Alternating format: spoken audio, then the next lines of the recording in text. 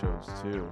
I know Constance and I were having a bit of I don't know if it was really much of a debate to say. It was a conversation, Yeah. I would say, yeah. Yeah, it was. We were unsure if, like, for example, like the representation around it for some certain shows, is it like being misrepresented? Like, for example, in Euphoria. Yeah. Have you guys seen Yeah, Euphoria? I have, yes. We were I have not, curious. but that's okay. Yeah. Oh, you haven't, Arthur?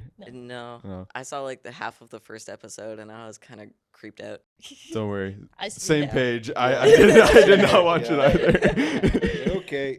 No, I watched the entire thing. It was a good show. But Oh, you were okay. saying? Yeah, just we were feeling that does Euphoria almost misrepresent a little bit of some of that? I would say, like, obviously it's TV, so it's dramatized. So, yeah, because they obviously, like, they're putting on a show. They want to make this whole thing, and they almost, like, what's the word I'm looking for? Like, over dramatize it.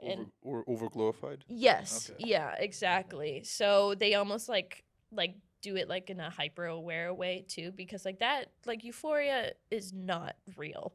Like anything behind it is not real. So then I find like people, yeah, like glorify the whole, like the high school, the partying, the drugs and everything that's included in Euphoria. And then with that, like with the relationships, it's almost like a bit like unrealistic as well, like of how like with like Rue and Jules, like their relationship, like that's not a common everyday queer relationship. Like that's something special for TV. Like they created that for TV.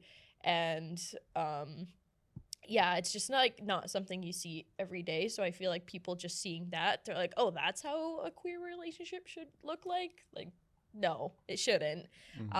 So yeah, it's like being a bit represented, and then like the whole thing with the one guy, the main guy, where he is like in a hetero relationship, but secretly like on the side too, he is closeted, but he's like being punished by his dad by it, and then he's like punishing himself as well. So that's like showing internalized homophobia like through that, and it's just like they're showing it in like such a severe, almost like in a negative way.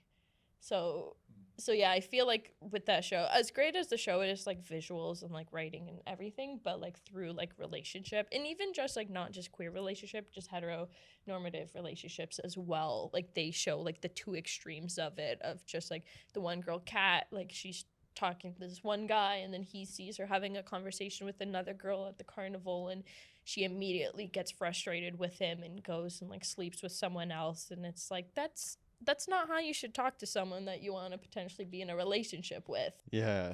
So yeah, again, like it's TV, it's dramatized, but it's not like necessarily showing the best, especially for younger viewers and like not the mature audience. Yeah, it's not the best audience for that type of people. If you want some really good queer representation in shows, Schitt's Creek, Yes. Sex Education, Mm-hmm. excellent. Bee and Puppy Cat, very cute, very cartoon, like Yeah. kids show, but brings a lot of nostalgia back. Yep. Steven Universe came in a long time ago, but it covers a lot of things. So there is really good queer representation out there in all aspects. Mm-hmm. Euphoria, from what I've heard just in this conversation, I don't know if it's great. Yeah. Yeah. I know we're not in an apocalypse or anything, but what about The Last of Us? Great show, great video game as well. I mean, I haven't done either. I haven't played it. You haven't? Oh. No, but I watched it when it came out. And like watching it too, like my partner played like both games and everything, and like went through the whole emotions of it. So I knew nothing about the show going into it. But then just like watching it, I was like, each episode just better and better and better. And then with Ellie's character, where like the one day where she was like in the mall with her friend, like, have you seen the show? Yeah, I've yeah. seen it So all, that one episode where they go to the mall and then they like open up the doors and everything's like lit up and just like glowing, and it's like all of it is like in lesbian flag colors as well, so you can see the symbolism behind it. So it's Heck just yeah. like a beautiful representation of that, and like clearly she loves her friend as well, and like she's actually caring for her and like trying to keep her alive and just like not leaving her side, even though the fact that she just got bit by a zombie. And like that's the type of stuff we should be seeing. And like even like you see that in like other shows, like not necessarily like with a lesbian couple, but like other people, they're like, I'm not gonna leave you, I'm gonna stick beside you no matter what, even though you're like dying and turning into a zombie. I'm still gonna like love you no matter what, which is like a nice like symbol for that. It's like, I'm gonna love you till the end, till death do us part, I guess. Yeah, and I mean, Yeah. sorry, everyone. Spoiler alerts for The Last of Us. If you haven't seen any of this, Yeah. it's just even episode 3 with Bill. Yeah. Oh, I Yeah. love that episode. That Yeah. was such a heartwarming episode.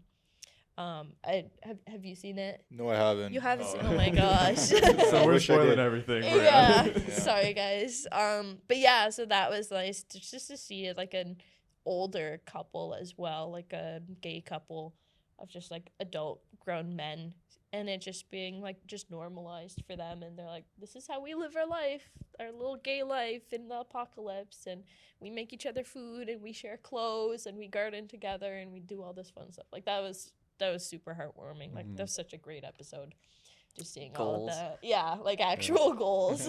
Yeah. Yeah. I think my favorite scene was the strawberries when they went to go Yeah. strawberries together. Mhm. It was just so nice to see that. Yeah, it was just like nice. It's like nothing, and like nothing about it made it like in your face gay. Like they were just them having their relationship, being a lovely couple, living together in the apocalypse, doing everything together and just loving each other.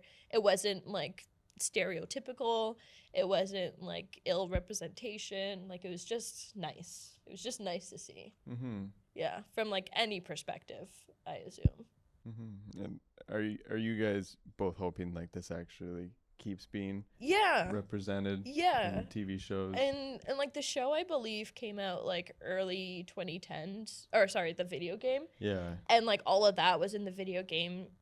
So like I know back then like it was kind of like a controversy of like having like this queer representation in video games, which they got a lot of hate for, because like in the gaming community, I know sometimes there's a lot of hate surrounding it. So like the fact that like back then that they were able to do that and show it just like in a neutral perspective, and then it being shown in 2022 or 23, and just like translating that into modern day as well. Like I hope like other games and like shows and TVs like see that and continue on with that trend. The day that I'm not always happily surprised whenever I see queer representation in movies will be the day that they've done enough. Yeah. Kind of thing. Like I want it to be so everywhere and so normalized that as someone who didn't grow up with this representation, Mhm. I am now normalized to it. Mhm. Because still every time I see like a lesbian couple or a gay couple in any kind of show, I'm just like, oh wow, good for them. Yeah. I wasn't expecting that. Yeah. I want to be able to expect queer representation. That would be Yes. awesome. Yeah, it's like baseline minimum requirements. But even then, yeah, still surprised by it. Yeah. Yeah.